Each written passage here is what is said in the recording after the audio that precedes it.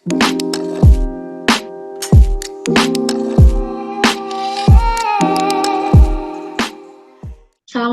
warahmatullahi wabarakatuh.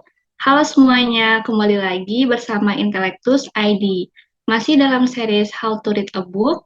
Kali ini perjalanan kita udah cukup jauh, yakni ini udah pertemuan ketujuh.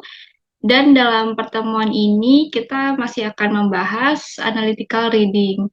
Insya Allah kita masuk ke pembahasan ketiga, sekaligus terakhir dari analytical reading.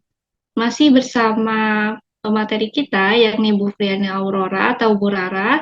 Langsung saja kita sapa beliau. Assalamualaikum Ibu. Waalaikumsalam warahmatullahi wabarakatuh.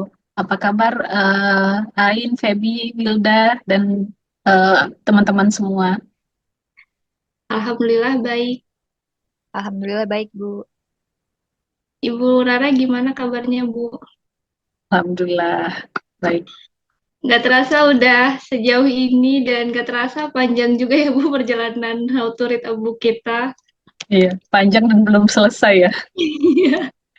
Ibu ada yang mau disampaikan semacam preface kepada penonton setia? Berarti kalau udah ngikutin sampai video ketujuh berarti penonton setia nih. Betul, betul. Jadi selamat atas perjalanan teman-teman semua sudah rutin mendengarkan apa namanya celoteh kita ya tentang bukunya Adler How to Read a Book gitu. Semoga teman-teman bisa mendapatkan manfaat yang maksimal. Analytical reading sekali lagi itu adalah tahapan yang paling penting dan paling ditekankan oleh Adler dalam buku ini. Jadi Adler berharap kita dapat meningkatkan kemampuan membaca kita dengan mengikutinya. Nah, ini insya Allah final explanation, penjelasan yang terakhir di tahap analytical reading ini. Silakan menikmati. Baik, jadi ini merupakan tahap yang krusial dan kita udah masuk ke tahapan ketiga dari analytical reading. Semoga teman-teman bisa mendapatkan pemahaman yang menyeluruh terkait level analytical ini. Baik, mungkin bisa langsung saja masuk ke pembahasan ketiga dari analytical readingnya, Bu. Silakan. Baik, terima kasih Ain, Nuraini, dan Feby dan Wilda dan kawan-kawan semua. Jadi insya Allah hari ini kita akan mulai pembahasan tentang tahapan ketiga dari analytical reading. Jadi untuk refreshment, tahapan pertama itu kita membuat outlining, tugas kita membuat outlining. Tahapan kedua itu adalah tugas kita membuat apa namanya, melakukan interpretasi atas pesan yang ingin disampaikan oleh penulis dari buku yang sedang kita baca. Dan tahapan terakhir ini itu adalah membuat critical judgment. Jadi kita disuruh apa namanya, disuruh atau diminta sebagai tahapan terakhir dari perbincangan kita dengan uh, penulis buku untuk melakukan bukan evaluasi ya, tapi membuat keputusan tentang atau apa, membuat keputusan tentang posisi kita terhadap buku ini. Apakah kita setuju, tidak setuju, atau saya setuju seluruhnya, tidak setuju sebagian, dan lain sebagainya. Atau suspending judgment, ada juga bagian itu gitu. Jadi ada tiga critical judgment yang bisa kita berikan kepada sebuah buku, yaitu agree, disagree, atau suspending judgment. Suspending judgment apa namanya? Berarti kita butuh further consideration gitu ya, butuh pertimbangan yang lebih lanjut untuk bisa memutuskan antara dua yang tadi agree atau disagree. Baik, saya share screen dulu.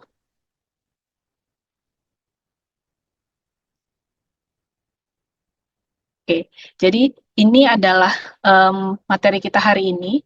Jadi step ketiga yaitu uh, dan ini saya memakai dan mengutip rata-rata mengutip langsung dari tulisan Adler ya. Kenapa? Karena ini apa namanya, banyak quotes yang saya tampilkan di sini itu adalah uh, prinsip-prinsip penting untuk kita memperlakukan uh, apa namanya, step terakhir ini, yaitu membuat critical judgment itu atau membuat kritik gitu ya, membuat kritik atas penulisan buku, atas isi buku, itu sebagai bagian dari uh, communication of knowledge, dari perbincangan kita, perbincangan intelektual kita dengan kita sebagai pembaca dengan penulis. Nah, ada 3 rules yang akan kita bahas di sini, yaitu rule 9, 10, dan 11. Jadi saya ulang sedikit, waktu kita diminta untuk membuat outline dari buku ya, di step pertama itu kita punya 4 rule, kemudian ketika kita melakukan interpretasi ada 4 rule, jadi sudah 8 rule, kayak ini sambungannya rule ke-9. Nah, rule ke-9 yaitu pastikan bahwa kita telah menyelesaikan 2 proses sebelumnya, yaitu kita sudah membuat outline tentang buku ini bicara tentang apa secara umum ya, secara keseluruhan, secara kalau umum inspeksional ya, secara keseluruhan kayak gitu. Jadi uh, itu tentang outline dan uh, lengkapi dengan interpretasi kita akan buku, yang berarti kita tahu tentang isi buku secara detail. Isi yang dimaksud dengan mengetahui isi buku secara detail, jadi pesan yang ingin disampaikan atau poin-poin penting yang ingin disampaikan oleh penulis itu apa saja, dan bagaimana cara dia kemudian menjelaskannya, argumentasinya, dan kemudian bagaimana kesimpulan yang diambilnya akan masalah yang sebelumnya telah ia sebutkan gitu di awal. Nah, ini uh, uh, ada beberapa um, critical critical point ya. Jadi ada beberapa kesalahan yang umum terjadi yang dialami oleh kita sebagai pembaca ketika kita melakukan third step ini. Kalau makanya kemudian rule 9 ini itu perlu dinyatakan. Jadi Adler sendiri menyatakan bahwa mungkin mungkin kalian terkejut dengan betapa simpelnya gitu rule 9, 10, dan 11 ini gitu. Tapi saya perlu menyatakan karena ada common mistake ini, kata beliau. Jadi eh, yang pertama itu adalah apa namanya, sebabnya adalah karena sebagai pembaca kita tidak disiplin dan kita impolite secara intelektual ya. Jadi impolite ini maksudnya kita tidak memperhatikan intelektual etiket gitu. Ketika kemudian uh, membaca buku dan kemudian membuat critical judgment. Nah, apa yang dimaksud dengan impolite di sini itu adalah ini. Jadi di sini maksudnya a reader, seorang pembaca itu salah paham terhadap penulis gitu. Dan kemudian dia juga salah atau melewatkan dari poin-poin penting yang disampaikan oleh penulis, yang berarti kemudian interpretasinya itu kalau tidak salah ya tidak lengkap kayak gitu. Gitu. Jadi karena kemungkinan besar karena readernya tidak disiplin dan impolite tadi, jadi tidak memperhatikan etika intelektual, maka kemudian hal ini terjadi gitu ya. Jadi dia salah paham dan salah menyimpulkan dan salah membuat critical judgment gitu. Nah, kenapa sih rule 9 ini, yaitu apa namanya, complete the outline and interpretation before making judgment, itu penting. Yang pertama adalah karena sebagai pembaca kita punya uh, kita punya 2 tugas. Yang pertama adalah kita responsif, dalam arti kita kemudian sebagai pembaca ya, itu kita bisa mengikuti penjelasan yang disampaikan oleh penulis gitu di dalam bukunya. Dan yang kedua, kita bertanggung jawab untuk taking a position. Jadi kita bertanggung jawab untuk membuat judgment, untuk menentukan tentang penilaian kita, menentukan posisi kita terhadap isi buku. Itu yang pertama. Kemudian yang kedua itu adalah karena ini istilah yang diberikan Adler, saya nggak tahu asalnya dari mana, tapi ini saya pakai sebagai, saya kutip sebagai istilah Adler ya, the virtue of teachability. Jadi baik sebenarnya karena ini conversation of knowledge, communication of knowledge, berarti kemudian setiap pihak yang terlibat di dalamnya, yaitu pembaca dan penulis, itu siap untuk mengajari dan diajari gitu. Jadi kalau sebelumnya, jadi membaca itu bukan one way conversation gitu ya. Mungkin di awal iya gitu, ketika kita melakukan analytical reading yang membuat outline, kemudian ketika membuat interpretasi itu kita seolah-olah apa namanya, kita yang ngejar-ngejar memahami penulis gitu. Sedangkan penulisnya diam aja. Kita mengikuti maunya penulis gitu ya. Maksudnya kita mengikuti maunya penulis gitu. Tapi kita nggak bisa memberikan opini kita, memberikan argumentasi kita gitu. Maka di step ketiga ini itu tugas kita adalah merespon dari penjelasan yang disampaikan oleh penulis. Kenapa merespon? Karena penulis menulis buku itu sebagai bagian dari upaya dia untuk berkomunikasi secara intelektual dengan kita. Dan yang kedua itu adalah karena di samping dia memperhatikan tentang grammar and logic, memperhatikan tata bahasa, penggunaan kata, dan kemudian tata reasoning dia, tata cara dia membangun membangun argumentasinya, dia juga bertujuan untuk mempersuasi kita gitu. Nah, karena ada seseorang mempersuasi kita dalam hal ini lewat tulisan yaitu buku yang sedang kita baca, maka kita kita sebagai pembaca yang polite, sebagai pembaca yang sopan, kita perlu meresponnya gitu. Nah, untuk bisa merespon penulis karena kan ada gap of knowledge ya sebelumnya. Jadi great books itu uh, biasanya posisi posisi keilmuan, posisi intelektual antara pembaca dan penulis itu berbeda, makanya ada gap gitu. Nah, dengan tulisan yang dilahirkan oleh penulis dalam buku tersebut, si penulis membantu kita atau mengajak kita untuk elevating elevating our understanding, elevating our intellectual capacity itu minimal bukan minimal at the same level. Kenapa saya kasih tanda kutip? Maksudnya dalam dalam hal yang ia tulis ya. Dalam hal yang ia tulis itu kita di elevate kemampuan kita at the same level with the author gitu, dengan penulis gitu. Sehingga ketika kita sudah di elevate dan mengelevate diri kita ya dengan membaca buku tersebut dengan disiplin dan sungguh-sungguh, itu kemudian kita di akhir kita diminta untuk berbincang hangat dengan penulis, menyampaikan menyampaikan respon kita, menyampaikan uh, pendapat kita tentang tentang persuasi yang kemudian dikomunikasikan oleh penulis, tentang pesan yang disampaikan oleh penulis gitu. Jadi istilahnya kalau kita having a conversation, having a discussion satu sama lain, itu pertanyaan yang muncul kan, menurutmu gimana kayak gitu soal ini gitu. Kenapa kamu kamu nggak setuju dengan saya, tapi kamu paham kan yang saya maksud gitu. Nah, itu istilahnya hal-hal tersebutlah yang ditanyakan oleh penulis kepada kita sebagai pembaca. Makanya kemudian uh, uh, seorang seorang pembaca yang baik itu adalah seseorang yang bisa memberikan critical judgment yang baik pula. Nah, uh, tadi saya sudah bahas sekaligus yang poin ketiga ya. Jadi kita sebagai pembaca itu reciprocate. Kita harus harus bisa merespon persuasi yang disampaikan oleh penulis itu dengan baik gitu. Nah, kita perlu sopan. Sopan ini maksudnya yang tadi ya, intellectual etiquette-nya adalah kita paham dulu apa yang kita kita agree atau disagree. Dan kemudian selain polite juga harus efektif in talking back, yang berarti kemudian karena kita kita menyatakan tentang persetujuan atau ketidaksetujuan kita akan poin-poin penting yang satu atau seluruh poin penting yang disampaikan oleh penulis, maka kita perlu menyampaikan alasan di baliknya gitu. Alasan yang benar-benar alasan, bukan alasan emosional kayak gitu. Kalau enggak itu namanya bukan setuju atau tidak setuju. Saya nggak suka dengan poin yang disampaikan oleh penulis. Itu yang disampaikan Adler di sini. Itu bukan agree or disagree.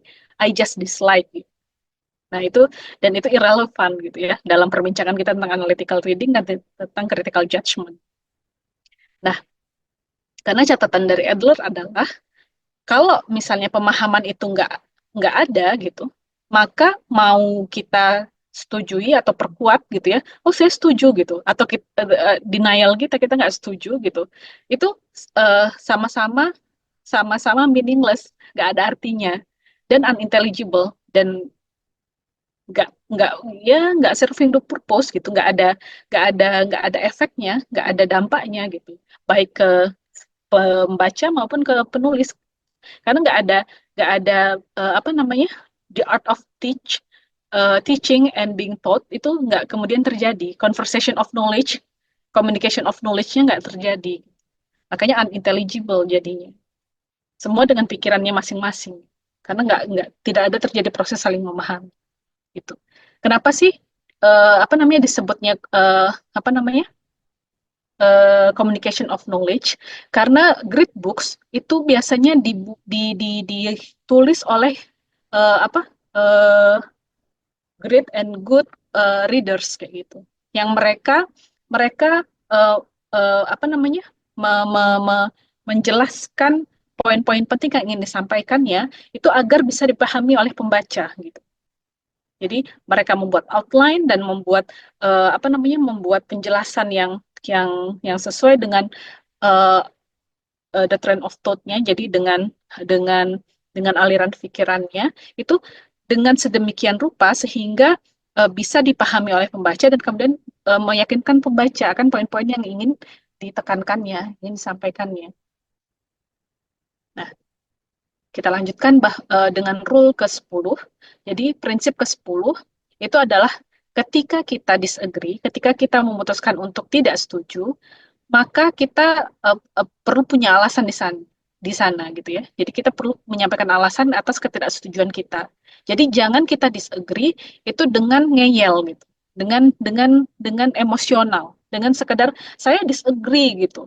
Ini nggak benar, nggak penting gitu. Tapi begitu tanya apa yang nggak benar dan nggak penting dan atau apa namanya illogical misalnya, nggak logis, nggak bisa menunjukkan dan nggak bisa menyampaikan alasannya gitu untuk mengklasifikasikan poin yang ditunjuknya tadi misalnya sebagai illogical gitu atau salah kayak gitu. Dan ini dibarengi dengan rule 11, yaitu kita perlu sebagai pembaca kita perlu bisa membedakan antara uh, knowledge, antara ilmu pengetahuan dengan sekedar personal opinion gitu.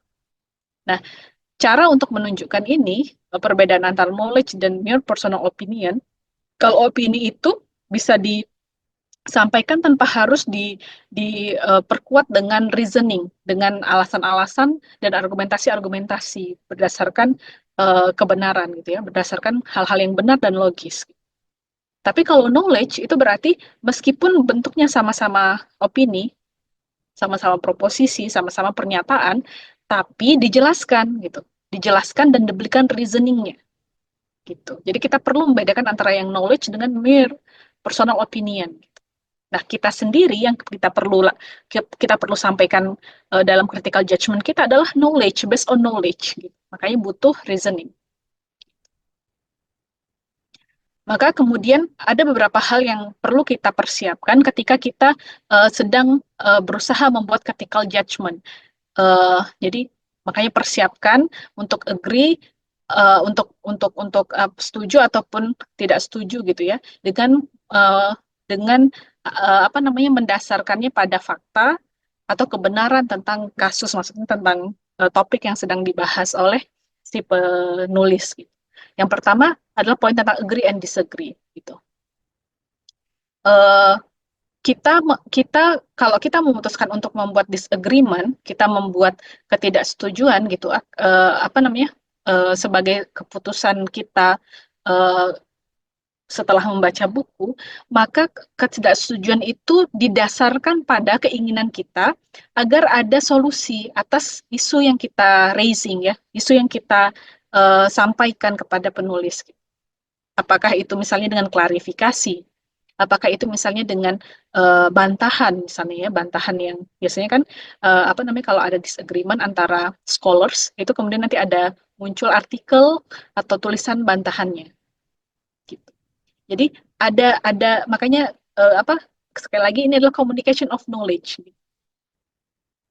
Untuk mau apa bisa terjadi perbalasan apa namanya perbalasan argumentasi ini itu penting bahwa ini kita memperhatikan intellectual etiquette gitu ya ketika melakukannya. Itu tadi pahami dulu baru kemudian membuat critical judgment. Yang kedua, sebagai pembaca itu kita perlu um, mempertimbangkan lebih lanjut tentang jangan-jangan jadi kita kita curiga nih bahwa ketidaksetujuan kita ini jangan-jangan karena kita salah paham atau karena kita tidak tahu, tidak paham. Salah paham itu berarti kita paham tapi salah gitu ya. Eh, yang kita pahami itu salah. Kalau ignorance itu berarti kita nggak mau memahami. Kita cuma mau pakai kacamata kuda kita sendiri. Apa yang ada di pikiran kita, prejudis yang kita miliki itu yang kita pakai, itu ignorance gitu. Kemungkinan besar adalah karena nggak seimbang knowledge-nya ya. Jadi uh, uh, ketika ia selesai membaca, tidak ada apa namanya, tidak terjadi peningkatan peningkatan pemahamannya, peningkatan pemahaman si pembaca ke level yang sama dengan penulis, sehingga untuk having a conversation itu inequal gitu, susah gitu ya, susah susah masuknya yang dimaksud si penulis, nggak ada the beating of minds gitu, yang dimaksud penulis A yang ditangkap si pembaca Z gitu misalnya, jauh sekali. Kemudian yang ketiga, kalau kita agree and disagree, itu sekali lagi bedakan antara yang genuine knowledge, yang apa namanya, berbasis pengetahuan, berbasis ilmu pengetahuan, dengan yang hanya basisnya adalah opini, gitu. Kita boleh beropini, itu adalah apa namanya, awalan dari sebuah argumentasi gitu. Tapi harus di backup dengan reasoning yang baik, harus di backup dengan fakta, data, kebenaran tentang hal-hal yang kita sampaikan. Jadi ini cara kita menghormati. Ini bagian dari intellectual etiquette yang kita bisa sampaikan ketika yang bisa kita lakukan ketika kita membuat critical judgment. Pahami baru kritik gitu ya. Critical judgment, membuat kritik itu bukan berarti disagree ya. Agreement juga part of critical judgment. Ketika kita pointing out apa yang kita uh, agreeing, apa yang kita kesetujui gitu. Poin-poin apa yang kita setujui. Karena bisa jadi kita agree, not in whole part, tidak dalam semua bagian, tapi in some parts gitu. Jadi kita bisa sampaikan bahwa saya agree dalam poin ini, tapi saya suspending judgment dalam poin yang ini gitu. Jadi ini bisa jadi nggak total ya, nggak as a whole gitu. Kita menilai, membuat agreement dan disagreement terhadap apa namanya, tulisan yang kita baca. Nah, beberapa poin untuk melakukan kritik yang bisa kita apa namanya, nilai, yang bisa uh, kita lihat gitu ya, ketika kita sedang berada di tahap ketiga ini, yaitu membuat critical judgment. Itu yang pertama adalah apakah author, apakah penulis itu uninformed atau misinformed. Jadi ini 2 poin. Sebenarnya ada 4 point of criticism. Yang pertama, author is uninformed. Yang kedua, author is misinformed. Gitu. Yang pertama, dia lack of knowledge. Yang kedua, dia salah memahami apa, fakta ataupun data ataupun konteks dari fakta tersebut. Gitu. Jadi salah naruh naruh reasoningnya kayak gitu. Salah naruh apa namanya, naruh sebuah informasi di sana. Yang ketiga itu adalah author, penulisnya illogical. Ada yang nggak logis gitu. Bisa jadi karena premisnya salah, yang leading to konklusi yang salah. Bisa jadi karena kemudian premisnya itu nggak cocok untuk disandingkan, sehingga konklusi nggak mungkin untuk diambil gitu. Ini illogical. Ya, kita perlu belajar logika dulu ya, untuk belajar dan paham logika dulu untuk bisa menyatakan bahwa author itu illogical. Yang keempat itu adalah apa? Poin keempat dari melakukan kritik itu adalah penulis itu menampilkan analisis yang tidak lengkap gitu. Ini terkait dengan janji ataupun pernyataan penulis di awal.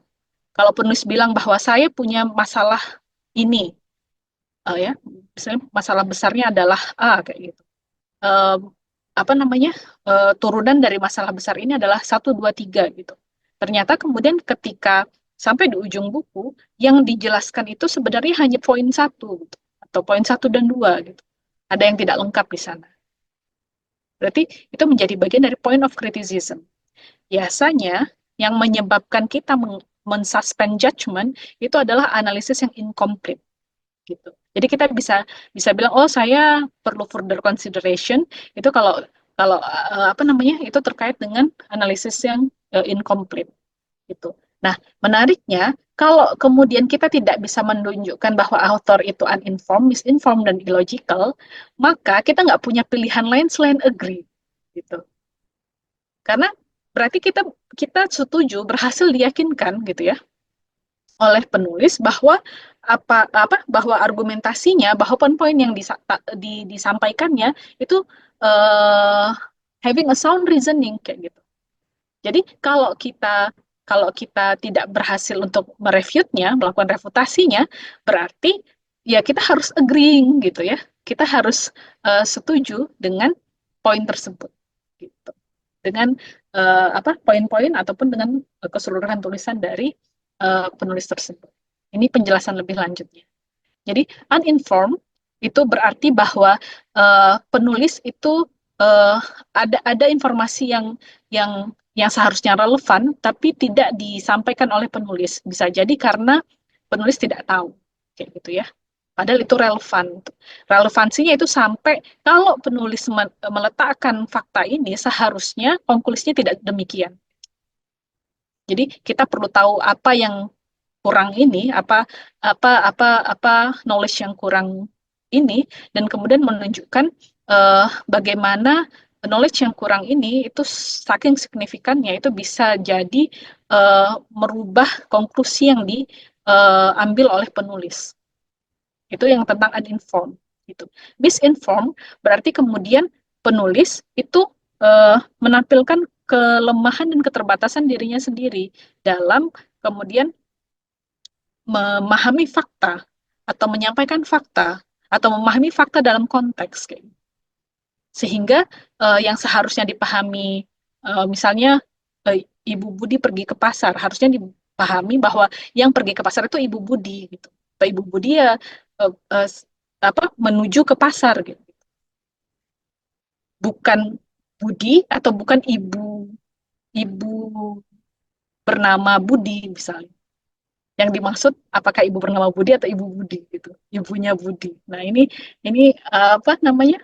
Ini perlu kita lihat dalam konteks gitu ya, karena ya ini apa contoh sederhana saja gitu. Jadi misinform itu berarti kemudian ada hal yang salah yang disampaikan oleh penulis yang tidak sesuai dengan konteks atau tidak sesuai dengan faktanya.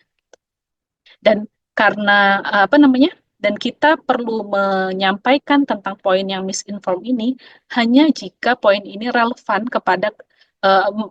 mempengaruhi kesimpulan dari penulis.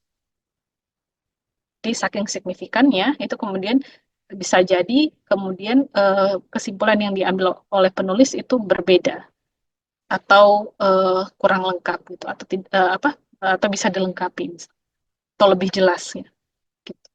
Nah, untuk bisa menyatakan bahwa seorang penulis itu uninformed atau misinformed, kita bisa berargumen sebagai orang yang tahu apa kebenarannya gitu. Jadi yang benar itu seperti apa seharusnya. Oh, ini yang dimaksud adalah Ibu Budi, ibunya Budi gitu. Bukan ibu bernama Budi, seorang ibu bernama Budi atau bukan Budi gitu. Bukan ibu-ibu biasa. Atau kita bisa mensupport argumen kita itu dengan memberikan memberikan refutasi itu penyangkalan yang menunjukkan bahwa ada konteks ada yang ada misalnya penulis lain atau data lain gitu ya atau sumber lain gitu yang menunjukkan uh, uh, uh, penjelasan tentang fakta yang sama yang disampaikan oleh penulis itu dalam konteks yang berbeda kayak gitu. Dalam konteks yang berbeda sehingga kesimpulan yang diambil pun berbeda misalnya. Nah, kalau illogical itu berarti reasoningnya nggak kuat gitu ya, reasoningnya nggak benar gitu. Kalau penjelasan atau poin yang disampaikan oleh penulis itu tidak logis, berarti kemudian ada fallacy dalam ada kesalahan dalam membuat argumentasi yang disampaikan oleh penulis. Bisa jadi kemudian yang tadi saya sampaikan, bisa jadi kemudian kesimpulannya diambil tidak mengikuti tata aturan logika gitu, atau bisa jadi ada inkonsistensi gitu. Bisa jadi dua premis yang disampaikan oleh penulis itu sebenarnya tidak bisa dibandingkan dalam struktur logika yang demikian kayak gitu. Itu apa namanya di antara hal-hal yang kemudian bisa kita kritik dari tulisan penulis. Jadi sekali lagi, kalau kita tidak bisa menunjukkan bahwa sebuah buku itu uninformed, misinformed, atau illogical, berarti kemudian kita sebagai pembaca itu nggak punya pilihan lain selain agreeing dengan selain setuju dengan penjelasan dari penulis. Gitu. Nah, poin kritisasi yang keempat itu adalah analisis penulis yang tidak komplit. Yang ini berarti kemudian penulis itu nggak menyelesaikan, nggak nggak nggak berhasil memberikan penjelasan tentang masalah-masalah atau pertanyaan-pertanyaan penelitian, pertanyaan-pertanyaan yang diajukannya di awal. Bisa jadi kemudian dia tidak, padahal ada gitu ya, misalnya fakta-faktanya, premis-premis yang disampaikannya di buku ada, tapi kok kesimpulannya nggak bisa diambilnya gitu. Kok nggak ada kesimpulan yang proper, yang adequate, yang cukup gitu, yang ditariknya dari data-data yang sudah dituangkan ya dalam buku.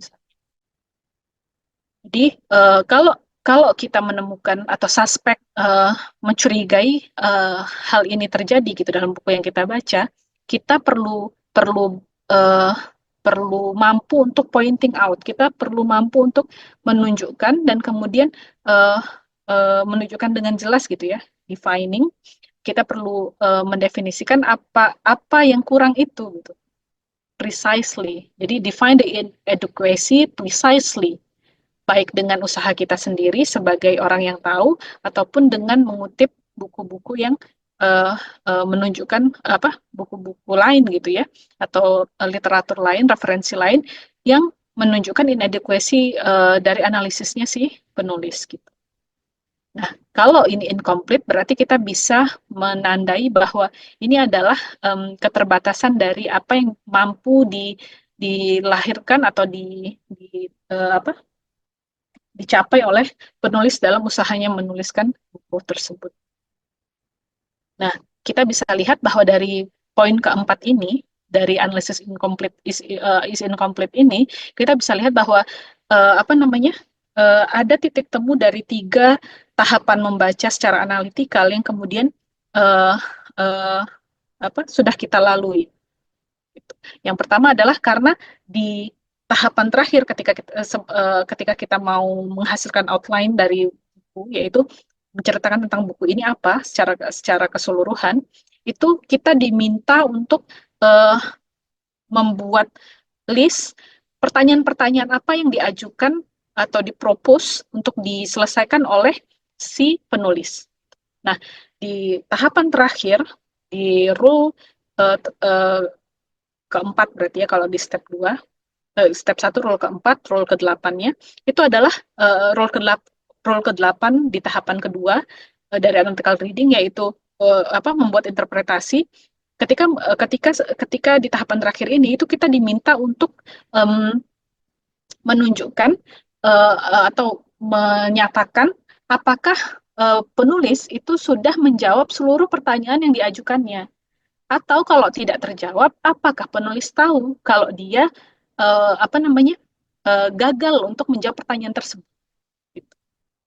Jadi itu adalah di antara apa namanya hal-hal yang kemudian sudah kita catat sebelumnya ya di proses tahapan pertama dan tahapan kedua. Di tahapan ketiga kita tinggal apa membuat kesimpulan tentang analisis incomplete ini. Biasanya udah kelihatan berarti dari tahapan pertama ketika kita membaca, ketika kita membuat outline dan interpretasi.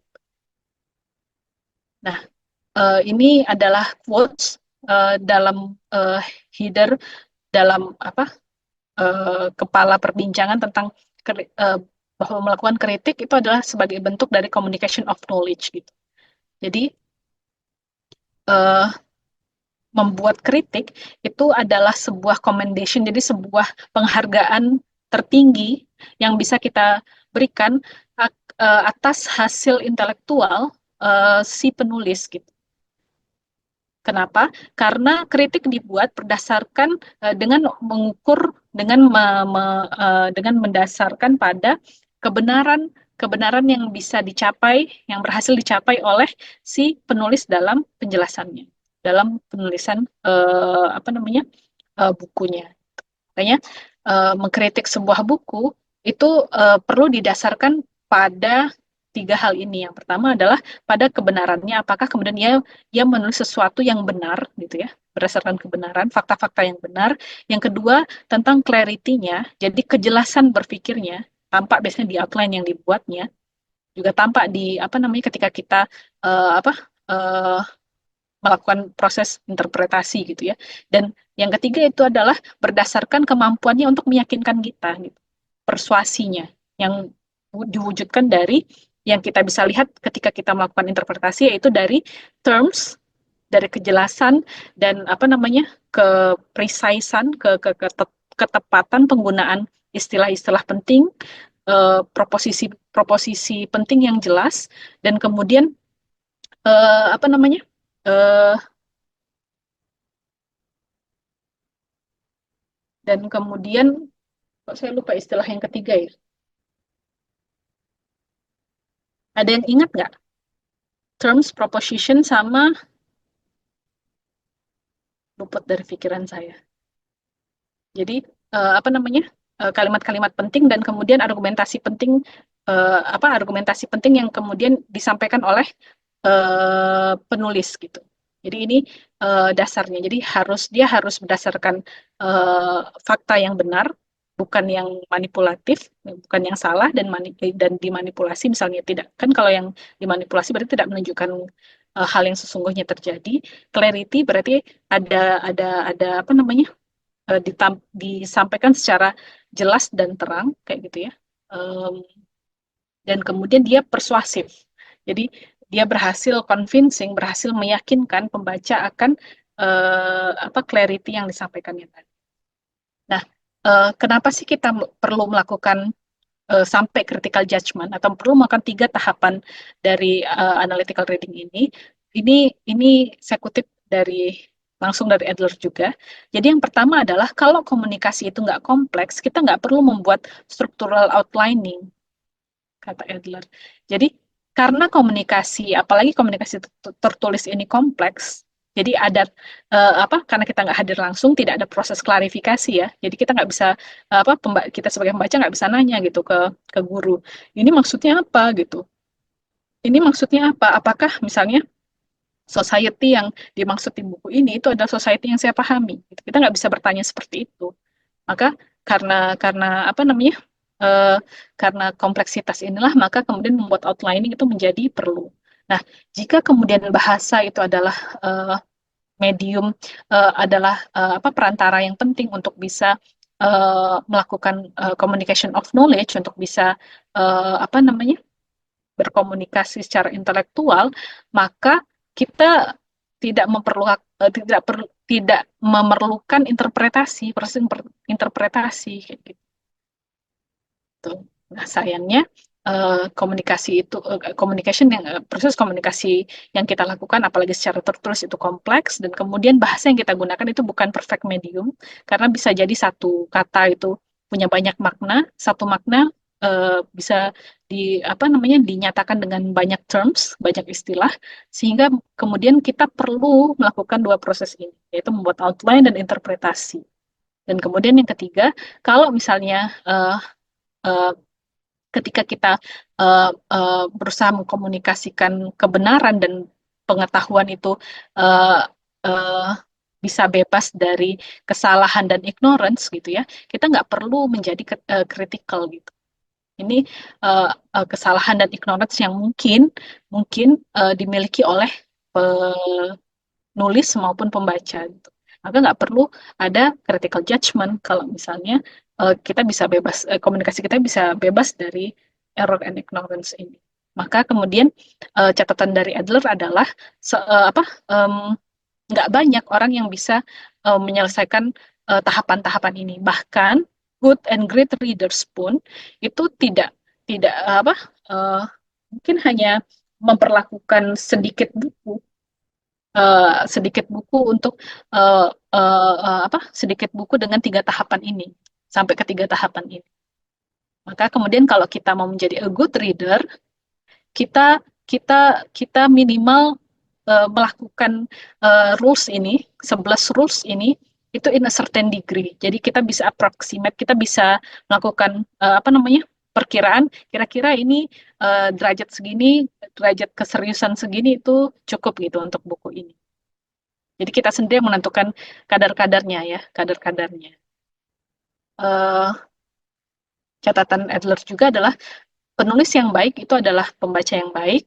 Mereka membaca secara sangat baik sehingga mereka mereka bisa mastering the books. Mereka bisa benar-benar paham isi buku, ya tadi ya. Mereka mengelevate diri mereka sendiri ke level pemahaman yang sama dengan penulis gitu. Ketika terkait dengan topik masalah yang diangkat oleh penulis. Sehingga mereka bisa menjadi temannya penulis gitu dan having a conversation dengan penulis tersebut gitu. Maka maka saran Adler adalah bacalah setiap buku tergantung dengan kebaikan yang dimilikinya atau tergantung dengan derajat derajat derajat kebesaran yang uh, apa dengan besarnya ilmu pengetahuan yang ditawarkan oleh buku tersebut, besarnya enlightenment, besarnya pencerahan yang bisa diberikan oleh buku tersebut. Jadi semakin buku itu adalah great books, maka ia semakin membutuhkan tata cara pembacaan yang seperti seperti kita pelajari dalam 3 tahapan ini.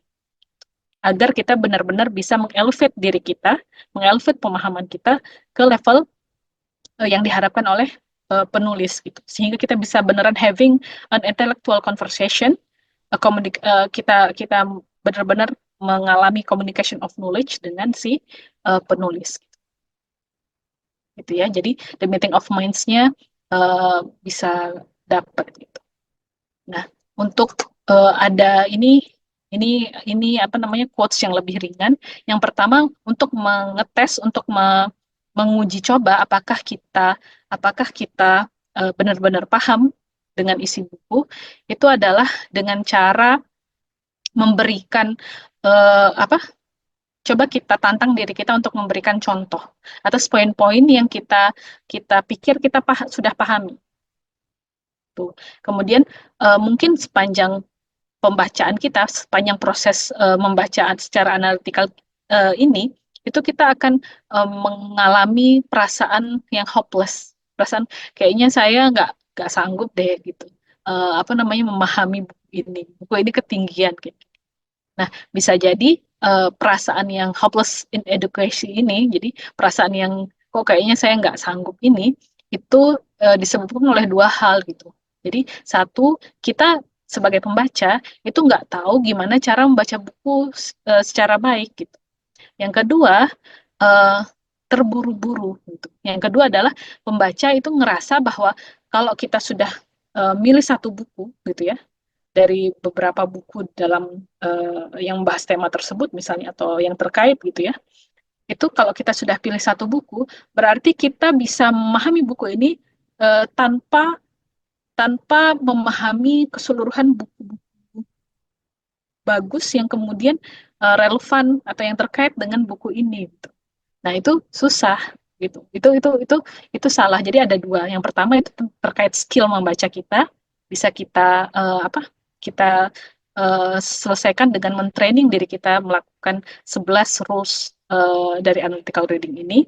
Kalau yang kedua ini itu bisa bisa bisa bisa kita selesaikan dengan cara kita mengetahui rumpun dari rumpun dari buku-buku yang relevan gitu, yang relevan dengan penjelasan yang terkait dengan penjelasan atau tema uh, yang disampaikan oleh penulis. Bisa jadi dari penulis yang sama atau bisa jadi dari penulis-penulis yang berbeda, para great authors yang lain. Karena catatan dari Adler adalah many great books are related. Jadi semua buku-buku yang penting, semua buku-buku yang sangat bagus itu terkait satu sama lain gitu. Dan mereka juga ditulisnya itu ada certain ada tata aturannya, tata aturan yang paling paling nyata, paling paling kelihatan gitu ya, paling lugas di dalam uh, urutan grade books itu adalah secara kronologi, secara waktu. Kenapa? Ingat, kenapa ini penting, atau kenapa Adler menyampaikan hal ini? Itu adalah karena catatan Adler, great writers itu adalah great readers, gitu. Yang berarti mereka dipengaruhi, mereka sampai melakukan critical judgment, sampai having an intellectual conversation, sampai meeting of mind, gitu ya, ketika dia membaca buku, gitu, dengan buku-buku yang sebelumnya dibacanya. Maka kalau kita mau memahami seorang pembaca, bacalah buku-buku yang dibaca oleh kalau kita mau memahami uh, penulis, penjelasan si penulis dalam konteks relevan books yang lain gitu, kita perlu membaca buku-buku yang dibaca oleh si penulis. Karena mereka related gitu. Pemahaman kita akan lebih sempurna, akan lebih lengkap ketika kita membaca apa namanya uh, uh, a complete series of great books gitu ya. Maksudnya buku-buku yang terkait, baik yang ditulis oleh penulis yang sama maupun penulis yang berbeda waktu maupun tempatnya gitu. Nah, ini kesimpulan terakhir dari analytical reading. Jadi, ingat bahwa kan kita punya 4 tugas ya, sebagai pembaca, yaitu menjawab pertanyaan, ada 4 pertanyaan yang perlu kita jawab. Nah, untuk menjawab pertanyaan pertama, yaitu apakah isi buku ini secara keseluruhan, itu bisa kita jawab dengan applying the rule for making outline. Jadi, dengan mengaplikasikan step pertama. Kemudian untuk menjawab pertanyaan kedua, yaitu apa yang disampaikan oleh penulis secara detail dan bagaimana cara ia menyampaikannya secara detail tadi. Itu kita bisa menjawab pertanyaan ini dengan mengaplikasikan step kedua, yaitu ketika kita melakukan rule of interpretation. Kayak gitu. Nah, sementara 2 pertanyaan terakhir, yaitu is it true, apakah isi buku ini benar, dan what of it, terus gimana gitu, apalagi gitu. 2 pertanyaan ini itu bisa dijawab ketika kita mengaplikasikan 3 rule yang kita pelajari hari ini. 3 rule yang ada di step ketiga. Karena kita akan bisa menjawab pertanyaan tentang apakah ini benar kalau kita sudah membuat critical judgment, dan apa selanjutnya itu terkait dengan persiapan kita untuk membaca relevant books yang terkait, yaitu membaca buku dalam kaitannya dengan buku yang lain. Atau bahasa lainnya adalah extrinsic reading. Membaca buku dalam kaitannya dengan buku yang lain. Istilah extrinsic reading ini ada dalam disampaikan juga oleh Adler gitu. Sementara proses membaca yang kita lakukan sebelumnya, yaitu yang analytical reading, itu intrinsic reading. Kita membaca buku, memahami buku dengan bukunya sendiri. Kalau extrinsic reading, memahami buku dengan kumpulan buku-buku yang relevan, yang terkait. Gitu.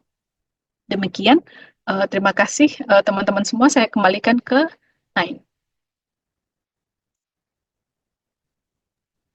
Baik, terima kasih Ibu atas penjelasannya terkait tahap ketiga dari analytical reading. Saya mungkin punya 2 pertanyaan. Mungkin akan saya sampaikan satu persatu.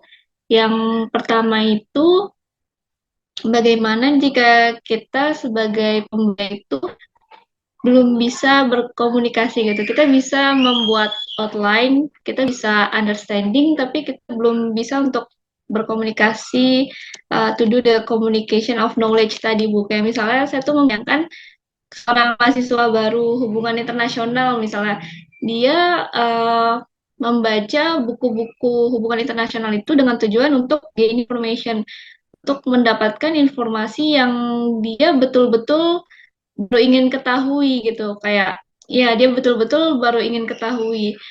Jadi dia membaca buku itu untuk mencari informasi tadi. Apakah itu termasuk ke dalam fully agree berarti atau gimana Bu? Baik, terima kasih Ain. Jadi apa namanya, kalau misalnya kita belum bisa membuat critical judgment, besar kemungkinan kita belum melakukan step 3 ini dengan baik gitu. Jadi terutama di rule nomor 9 gitu. Karena rule nomor 9 ini benar-benar meminta kita di tahapan ini ya, di prinsip ini itu adalah benar-benar meminta kita memastikan bahwa kita paham. Kan ada 2 tes yang disampaikan Adler di buku ini tentang uh, untuk ngecek apakah kita paham atau tidak. Yang pertama menjelaskan ulang dengan bahasa kita sendiri, yang kedua memberikan contoh gitu. Jadi saran saya untuk mahasiswa baru itu ngecek apakah dia beneran paham poin-poin yang disampaikan oleh penulis, baik penulis jurnal atau artikel atau buku yang dia baca, itu coba uji dengan dua ini. Apakah kemudian bisa menyampaikan ulang dengan bahasanya sendiri ya, nggak pakai bahasa penulis gitu. Yang kedua, kalau coba berikan contoh. Jadi bisa jadi dia menyangka bahwa dia punya outline gitu. Padahal outline-nya dibuat berdasarkan prejudis. Prejudis itu opini awal gitu ya. Opini yang dari awal sudah dimilikinya ketika dia membaca buku tersebut gitu. Bukan benar-benar dia bisa nangkep, bisa memahami apa yang disampaikan oleh penulis. Itu untuk pertanyaan pertama. Baik, Ibu.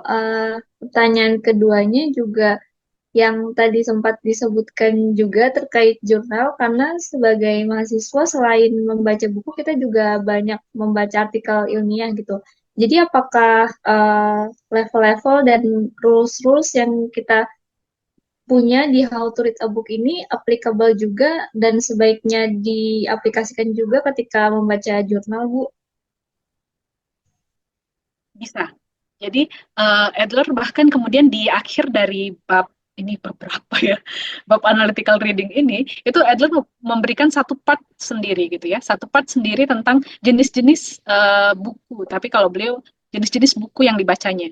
Tapi kalau kita baca dari awal saja, dari bab-bab awal gitu ya, bagian introduction, inspectional dan lain sebagainya, Adler menjelaskan bahwa kita bisa mengaplikasikan rules membaca ini itu ke dalam semua bahan bacaan gitu. Nah, khusus untuk analytical reading karena dia kan time consuming ya. Jadi dia takes our time and energy beneran banyak kayak gitu. Maka kemudian kita harus proceed cautiously gitu. Jadi kita perlu melakukannya sesuai dengan kebutuhan dari si jurnal dan artikel gitu. Kalau jurnal dan artikel tersebut benar-benar clear. Jadi dia benar-benar basisnya truth, memberikan clarity yang baik. Jadi beneran jelas gitu ya cara cara penyampaiannya dan kemudian dia menawarkan a sense of enlightenment gitu ya. Kita bisa tercerahkan mendapatkan pemahaman baru ketika pemahaman barunya yang sangat penting gitu ya. Ketika kita membaca artikel tersebut maka kita bisa proceed ke melakukan analytical reading. Kalau kalau dia isinya ringan-ringan aja, maksudnya sekali duduk, sekali baca, kita udah digestingnya dengan sempurna gitu. Itu berarti kan kita bisa bisa melakukan analytical reading ini ya in a shortest time gitu ya, di waktu yang sangat sangat mungkin bahkan cepat kayak gitu. Jadi ukur-ukur sendiri gitu. Ketika membaca ini jurnal ini masuk kategori yang perlu dibaca serius, uh, seriusnya sama, tapi perlu dibaca lama, detail atau enggak gitu. Begitu Ain. Baik, Bu. Terima kasih atas jawaban dari pertanyaannya dan juga atas materi ketiga dari analytical reading. Kita insya Allah akan berlanjut ke syntopical reading ya Bu, tahap terakhir dari level-level membaca yang ada dan yang dirancang oleh Adler. Oke, mungkin segitu saja pertanyaan dari saya. Selanjutnya saya akan langsung ke sesi penutup. Terima kasih kepada para penonton yang telah menyaksikan dan menyaksikan diskusi kami. Semoga mendapatkan pelajaran yang bermanfaat dari diskusi kami hari ini. Jangan lupa untuk subscribe channel kami karena masih akan berlanjut ke Syntopical Reading tahap yang terakhir dan juga follow kami di sosial media Instagram id.intellectus untuk mendapatkan updates ketika video kami sudah rilis. Dan juga bagi yang ingin membaca buku How to Read a Book, kami sudah menyediakan linknya dan e-booknya di deskripsi video ini. Jadi bisa diakses juga. Mungkin sekian dari kami. Sampai jumpa lagi di video-video berikutnya. Assalamualaikum warahmatullahi wabarakatuh.